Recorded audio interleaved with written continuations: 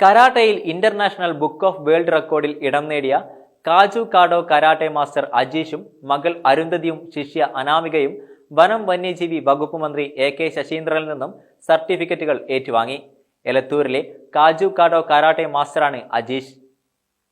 കരാട്ടയിൽ 3 ലോക റെക്കോർഡുകൾ കീഴടക്കി അച്ഛനും മകളും ശിഷ്യയും. കുറഞ്ഞ സമയത്തിനുള്ളിൽ അജീഷിന്റെ ശരീരത്തിലൂടെ 350 ബൈക്കുകളും 5 കാറുകളും കയറ്റിയിറക്കി. മകൾ അരുന്ധതി കുറഞ്ഞ സമയത്തിനിടയിൽ 420 ടൈലുകൾ കൈകൊണ്ടടിച്ചു തകർത്ത് റെക്കോർഡ് നേടി.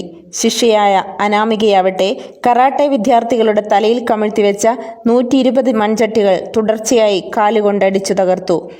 ദിലീപ് കുമാറിന്റെ ശിക്ഷണത്തിൽ ഏറെ നാളത്തെ പരിശ്രമത്തിലാണ് മൂവരും ഇന്റർനാഷണൽ ബുക്ക് ഓഫ് വേൾഡ് റെക്കോർഡ്സിൽ ഇടം നേടിയത്.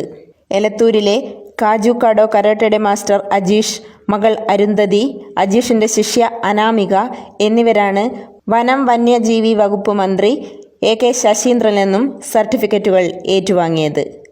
News bureau,